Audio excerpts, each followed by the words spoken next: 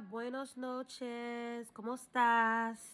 It's Terry here, and I'm here to give you a really quick lesson on the past participle used as an adjective.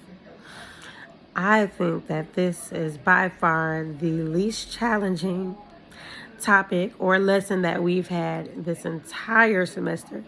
So I think that it'll be relatively easy to explain. So here goes nothing. In both English and Spanish, we have past participles used as adjectives.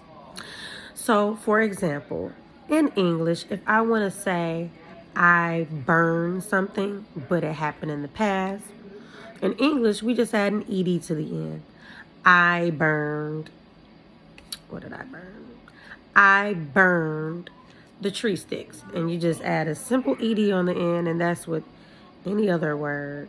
There are some exceptions to that, but for the most part, you just add an ed in the end to indicate that it's something that happened in the past. Spanish is exactly the same way. It has its exceptions, but Spanish is relatively follows the same concept. So, say for instance, if I said I danced in Spanish, well, we know the infinitive for dance in Spanish is bailar. To make it a past participle, we drop the AR and add ADO. And this is something that you do for all of the infinitives that end in AR. For ER and IR verbs, you add IDO. So say, for example, you want to say, I ate, or something you done in the past. You ate in the past. You instead of having COMER, comer, you drop the ER and you do IDO. Now, you have to be very careful because there are some exceptions to this in Spanish, and they can very well trick you up. So, for words that have an A, an E, or an O, once you drop the ER or the IR, you are going to put an accent on the I that is when you do the IDO.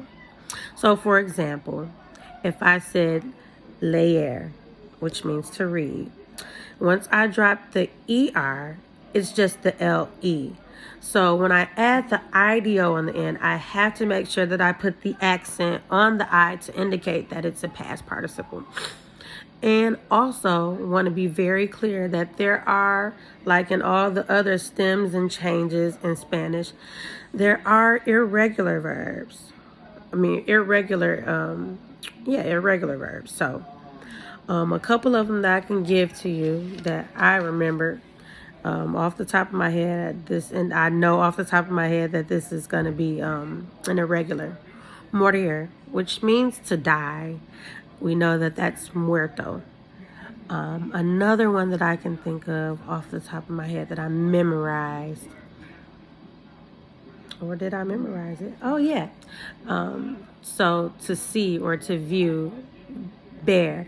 So if that's an irregular, so once you change that to the past participle, that turns out to be visto. VISTO. So that is my quick training on past participles, and I hope it was clear to you as it was to me. Gracias.